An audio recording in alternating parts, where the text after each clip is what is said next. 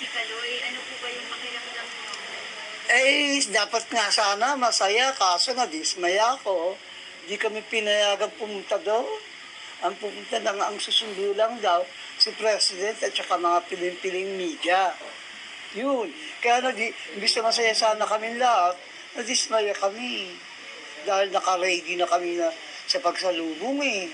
Naka-ready na kami. Ano po bang preparasyon na nagawa niyo? Eh, yung mga kaibigan namin, gumawa ng mga banner, ng mga kung ano-ano pata ang mga ginawa nila. Tsaka nag-prepare din sila ng pagkain para sa amin. Tapos, papahiramin pa nila kami ng kotse na masasakyan ng pamilya. Yun. Bakit daw po kayo hindi pwede? Ano po yung sinabi? Ha? At bakit daw hindi kayo pwede doon? Ano sabi? Hindi sinabi ng papa niya eh. Kasi nag-text daw kaya sa papa niya na wag na daw kami sumama sa pagsalita. Sino po nag-text? Hindi ko rin alam kung sino eh, pero si Kaloy ata eh. Pero sir, sa kabila yun, excited pa rin ba kayo malaman na parating na yung ako niyo? Excited. Excited talaga ako excited dahil matagal na namin siya hindi nakita eh.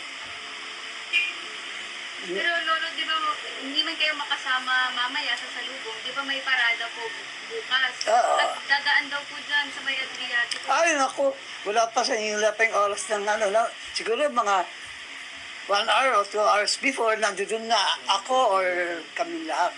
Saan po kayo pupwesto, lolo? Eh, dito na lang sa may ospital ng Maynila.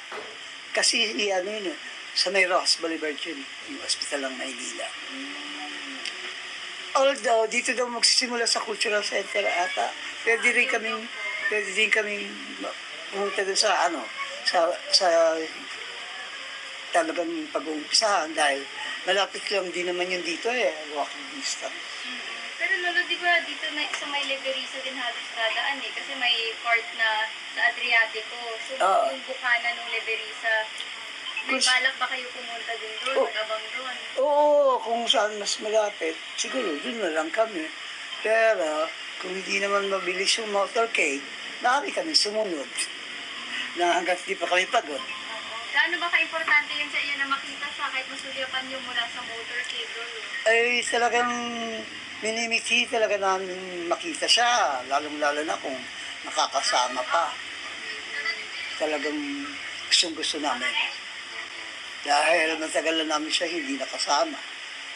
Gaano ka-proud ba kayo, Lord, dun sa nakamit nung apo niyo na kayo pa nga di ba yung nagdala sa kanya dun sa Oo, sobrang proud naman kasi napakahirap ng na-achieve niya eh.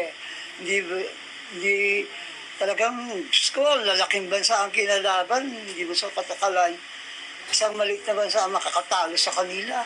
Yun, ganun, sobrang proud. Para kang hindi nakatungtong sa lupa. So, bukas po, asahan namin nandun kayo na... Oo. Baka mauna pa ako sa inyo. Dahil, Sino po kasama niyo, Lolo, kung sakali? bahala na bukas kasi alam ko marami magsisisama. Lahat ang gusto sumama, eh, di isasama ko.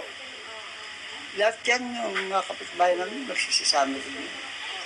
Meron po ba kayong mensahe or payo kay Kaloy ngayon na nandito na siya ulit? Kasi maraming blessings na dumadating sa kanya.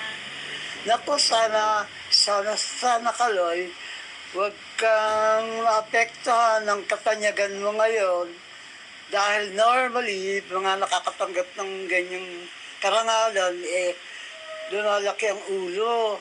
Sana ikaw huwag manatili kang simple person at saka lagi kang magdadasal at magpapasalamat sa taas. Sige po.